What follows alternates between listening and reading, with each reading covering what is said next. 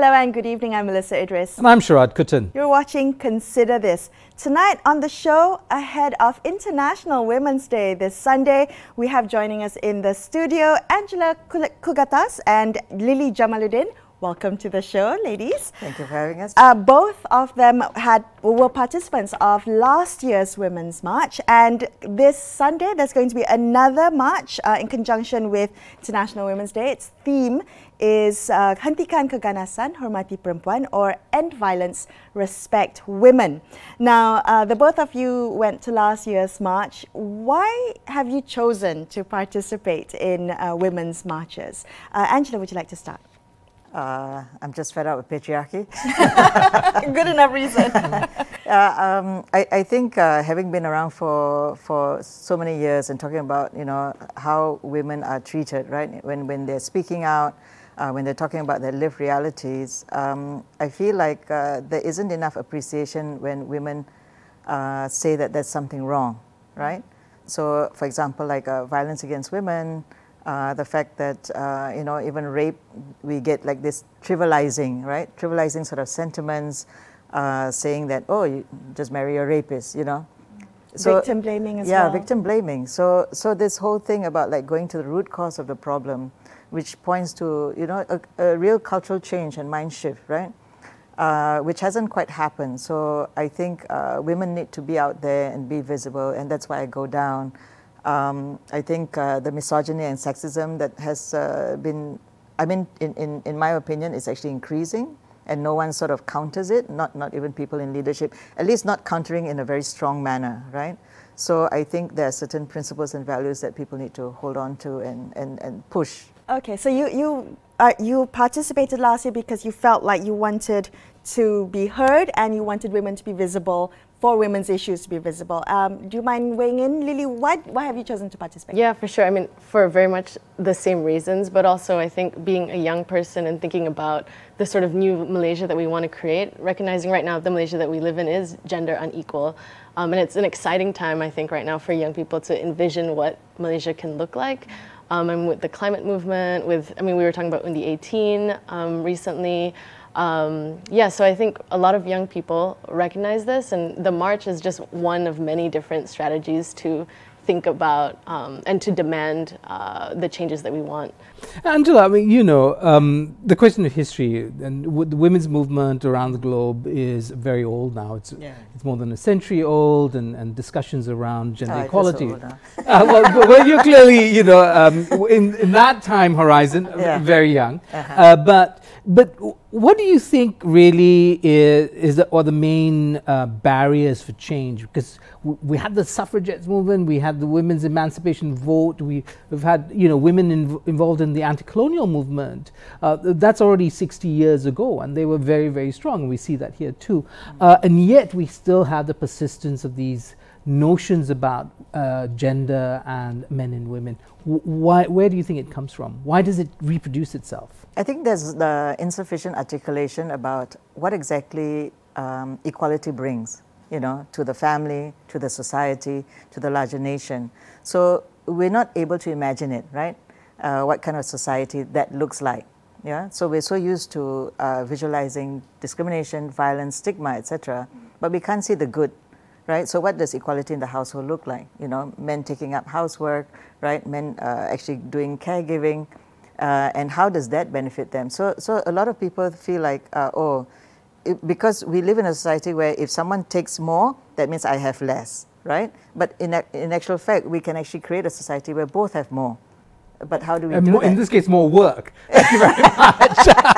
Well, maybe more work, but at the same time, at least we're both happy. Right. Okay, so I'm trying to reconcile. I've heard this criticism before that there's a lot of people who feel very strongly about gender equality, about fighting for women's empowerment and the recognition of this uneven playing field. But then they say, well, why march? What good would walking from point A to point B do for a cause, for gender equality? I mean, as participants of previous marches, how would you respond to that? Yeah, I think visibility, one, is huge. I mean, having people see that all of these women on the street enacting their rights to freedom of expression. Like a force of number. Correct, that's really important. But also I think just the backlash that happens during that walk, I mean, I don't think it's even like 5 kilometers. And I had like looked at it before the march last year, and if you walked alone, for example, it's just like a 12 or 15-minute walk, but the sort of backlash that happens in the lead up to that, during the march from other bystanders, and then the online backlash that happens afterwards. I mean, if you just use that as an example of the backlash that women face, I mean, I think that's a huge yeah, that's a huge symbol. I just want to add to that. I mean, it's more than just visibility. It's also about solidarity, right? And women of all different walks of life are coming together and talking about the different issues. But at the same time, we're together showing solidarity, showing understanding of our issues. And that's the only way to move forward, when we understand each other's issues. So, and we know that there are certain issues that are more controversial than others, right? And if we can't have difficult conversations, you know, and if we can't be visible in terms of talking about these, then how do we move forward as a nation? Sure. Lily, you talked a little bit about the backlash from last year's march. I mean, were there lessons that you took away from, in hindsight, looking back at the backlash, at the online comments, the trolling, the media coverage of that? What did you take away from the way that march happened last year? I guess there's, I don't know what I took away. I mean, I'll have to think about it, but I think seeing a lot of that backlash has created some sense of fear, I think, in women, especially seeing their photos put up online or videos shared, and sort of memes and backlash created from those videos. So I think there is a sense of fear, and I hope that having people come together and know that, you know, we'll try to be safe, or we'll do this together, that they can come back again this year. Yeah, and that's one thing good about this year's organizing, because we've seen on social media where they talked about consent. Oh yes, you know, which right. is a culture. missing concept, you know. Yes, that's in right. our society. Don't post photos of people without asking for their consent first. Yeah, right. Exactly. Yeah, except I guess you are doing this in the public sphere. I mean, and that makes it hard to control. But I do want to ask you, Angela, about men. I mean, my side of the equation. And you're very right. I mean, male privilege is something that is often not spoken of, and men are rarely interested in giving it up, the benefits they perceive they get from this unequal situation. Is it hard to find allies among men to join forces with you? It is difficult, but at the same time, we have been surprised by men stepping up, right? So, for example, like I know some young men, a little bit older men, who are talking about toxic masculinity, right? And they themselves need support, because they themselves are talking to men who are sort of trying to hold on to this sort of sexist, misogynist kind of position, right? And holding on to privilege and power, without trying to understand. Do men of my age, Angela, I mean, like in their 50s, display an interest in talking about taxes? A young person? Oh, yeah, is it Lily's generation? Yeah. Men of your generation, are they more willing to accept these discussions as something? I think this new feminist intersectional language is starting to become a little bit more popular, for sure. And there are these groups that are coming up talking about toxic masculinity, and acknowledging, I think, that patriarchy is something that affects not just women, but also men, right? And the ability to, I think the issue with men in patriarchy is not just having power, but also there are constraints in the way that, patriarchy impacts being a man. Yeah, there are costs to men. Yeah, in terms of expected masculinity, right? What kind of masculinity, you know? And there's such a diversity, actually, in terms of the forms of masculinity that we've seen. And we should celebrate that. Absolutely. All right, we're going to take a quick break, continue this conversation in just a couple of minutes. Don't go anywhere, stay tuned.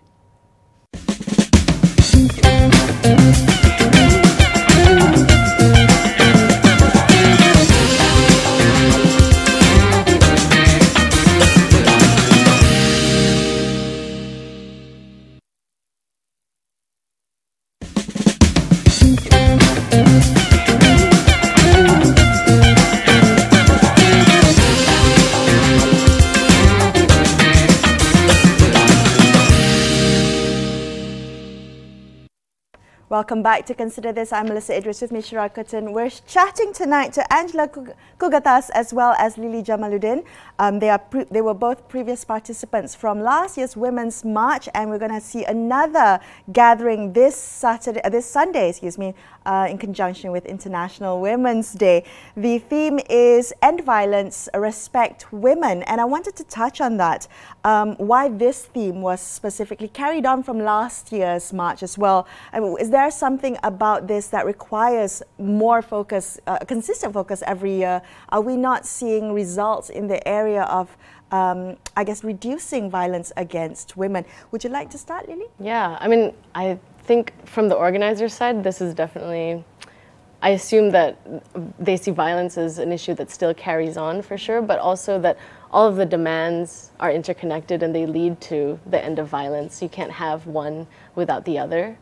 What are some of the other demands that are being asked? Yeah, I've written them down. Okay. Yeah, so the first one is end all violence based on gender and sexual orientation, ban all child marriages.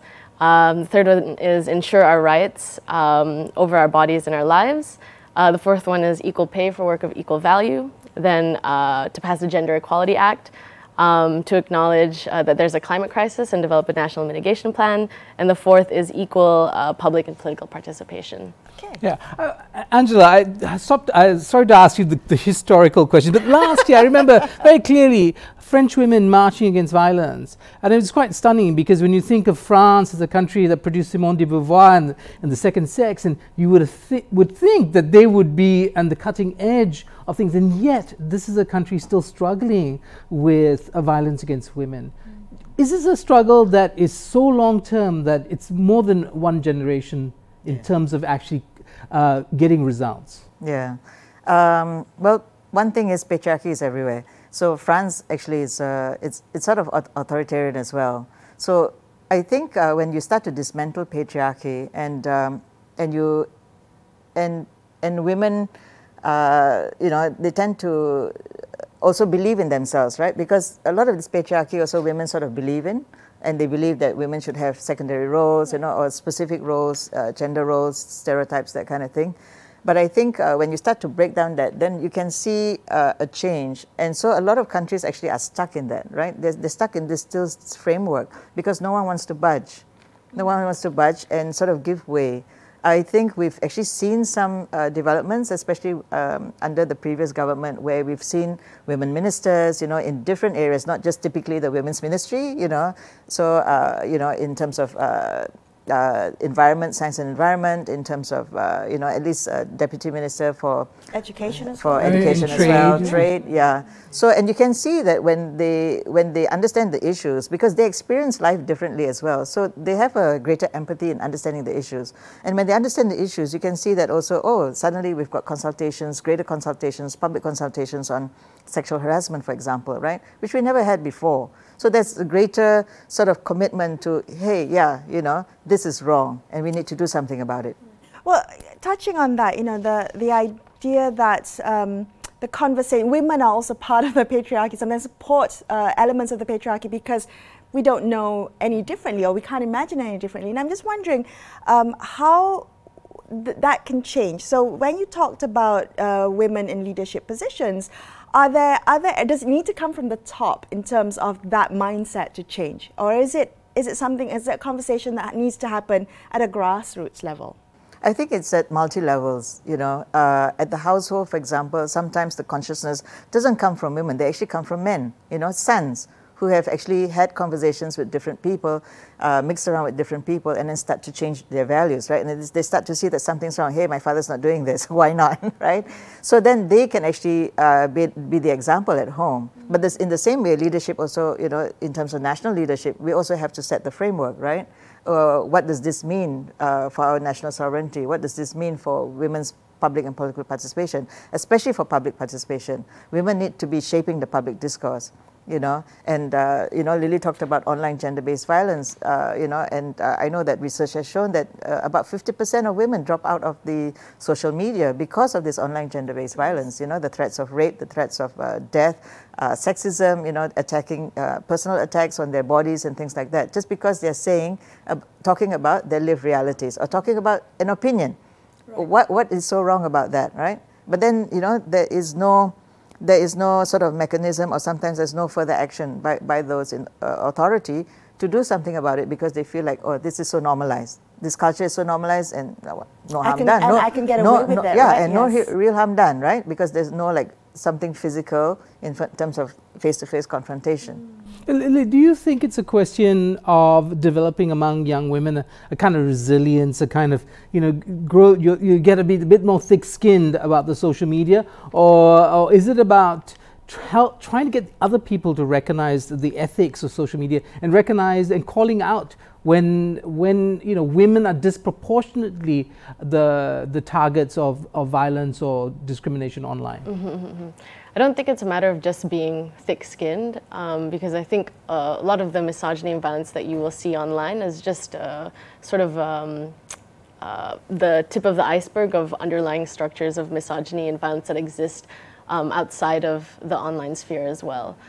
So I think it takes a lot of changing the language in culture in general for that to be reflected online. I think the fact of having anonymity yes, online definitely allows people to feel more emboldened in being more violent to women, and the speed at which the speed at which it moves, I think, is quite frightening as well. But it's definitely something that needs to change culturally, not just a matter of having thicker skin to say things online. Yeah. I thought that was particularly interesting that you pointed out that women do drop out of using social media when they are faced with you know, these trolls or the kind of backlash online. What have your observations been about the space of freedom of opinion and expression, particularly about women expressing thoughts on gender equality and women's rights? Has that space gotten freer, gotten bigger in Malaysia? Angela? I think generally in terms of online, women are trying to defend that space, but at the same time it has a toll, right? There's a cost to it, you know, because psychologically you're affected. When people say nasty things about you, it's not just one or two statements. It's sometimes in hundreds and thousands, right? So and you're overloaded with that. So it's a matter of also like getting people to understand that social media is not where you just simply jump on the bandwagon and attack someone just because you think it's cool or just because you are angry about something else and then you take it out on someone else, right? So we do need to have this education. Actually, public education is really necessary, and you know, even public announcements, right, by the government to talk about certain etiquette and behavior that we need online as well as offline. Right. Do you think it's also just we're in a transition phase, because even our parents might not have the facility? You know, everybody's new to this game of the online game, and even working out the ethics. It's something that parents could, you know, for other things they could talk to their children about. Today, everybody, including, because we know uncles and aunties are sending WhatsApps of messages that are perhaps 2 years old and not even thinking about the problems inherent in that. I mean, is it about everybody just needing to learn, and you know, and who could take the lead? I mean, does government any better than an NGO in terms of taking the lead on this? But government has the resources and they have the system in place, right? So, I mean, it's the best way to start. Of course, NGOs can support and even provide maybe the training skills, yeah, the kind of content material that is human rights based, so to speak. But I think government definitely needs to take a lead. Digital literacy, you know, knowing what is false information, checking your facts, checking the sources, things like that. And even in terms of your own safety, because so much personal data is out there, right? So then, you know, and you can become so vulnerable, right? So I think it's just benefit all around. All right, we're going to take a quick break. We'll be back in just a couple of minutes. Don't go anywhere. Stay tuned to Consider This.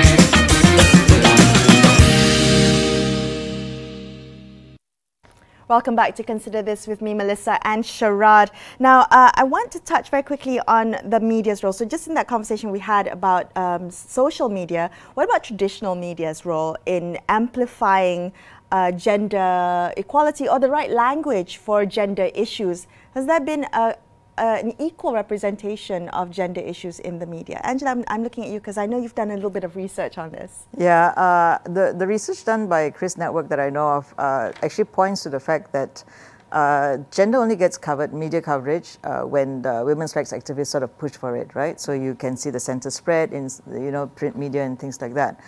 But other than that, it's usually considered seasonal, and journalists have actually talked about this, that it's seasonal, and sometimes it's usually about sex, right? So sensational. If the news has sensational elements, that's what they're going to pick on. So child marriage, rape, etc. So, and this becomes problematic because it's not really changing the conversation around gender equality. It's not really getting women to talk about, okay, where is gender in these other issues, for example, economic issues. So like tying into the Women's March demands about equal wage, right? One thing about power dynamics is that women earn about 30% less than men, generally. Research has shown that. And that power of earning less, right, and someone earning more than you will create that opportunity where people can actually try to sexually harass you and, and exploit you and take advantage of you. And this is why also a lot of women fall out of labor force participation. And our labor force participation, as you probably know, is about 51%. So why are women not going into the workforce? Because they don't feel safe in that environment. And then there are no avenues to sort of complain about these kinds of things. It's not that they want someone to be criminalized, but they want some sort of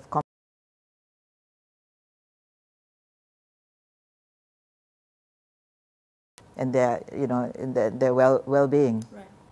Okay, in the last couple of minutes we have, Lily, tell us what you hope is achieved. I mean, your desire is quite modest, or do you have some lofty ambitions you hope this will be achieved, this March at least? Yeah, I mean, I hope that there's a higher turnout this year. I think there's a huge need for people to come out and be vocal during this time. I hope that there will be some really exciting placards by participants as well. Are you bringing a placard yourself? Well, you'll find out. Okay. And this is happening on Sunday, and it's in the morning, I understand. Yes, Sunday 10 a.m. At Sogo. Yeah. Yeah, but people have to watch out on social media because the information may change. Okay, all right. I think it's interesting that with any kind of demonstration or march, the coverage on it is important, but also the use of social media. So, it sparks memes, it sparks conversation. That is, in fact, a kind of teaching point. So even if you're not there participating, it becomes an avenue to discuss these things. And I'm hoping that this Sunday also provides avenues for many people to discuss different issues that are, that they believe in or that mean a lot to them. In the last minute or so we have left, can you talk a little bit about some of the things that you're hoping Malaysians talk about in, using the International Women's Day as a launch pad? Lily, you mentioned that you were hoping for a higher turnout, but in terms of conversations, in terms of issues, what are you really hoping people touch on? Yeah, I hope people talk about child marriage for sure. I mean, we're so behind in terms of the rest of the world in criminalizing outlawing child marriage. I have a statistic here that says that there were 150,000 child marriages between 2007 and 2017, which is huge. The PH government, I think, did well in trying to make that a conversation, but there's still a lot more to do. So I really hope that the public. Child marriage for you. What about Angela? Well, the police really looked after us really well last year, so I hope they'll do the same this year. But the other thing very quickly is that I hope people will take a step back rather than attack women for standing up for their rights and talking about the inequality or the discrimination and stigma and violence, that they actually take a step back and really listen to these voices and maybe allow the conversations to happen, even no matter how uncomfortable or difficult it may be, right? So it's more about that for me. Okay. All right. Well, thank you so much for being on the show this evening and sharing your experiences from last year as well as your thoughts on gender issues. I'm Melisa Idris, with me Sharaad, Kuttan, ahead of International Women's Day this Sunday. Let's celebrate the women in our lives and every day is a celebration of equality of gender. So signing off for tonight. Have a great weekend, folks. We'll catch you on the other side on Monday night, another episode of Consider This. Thank you for watching and good night.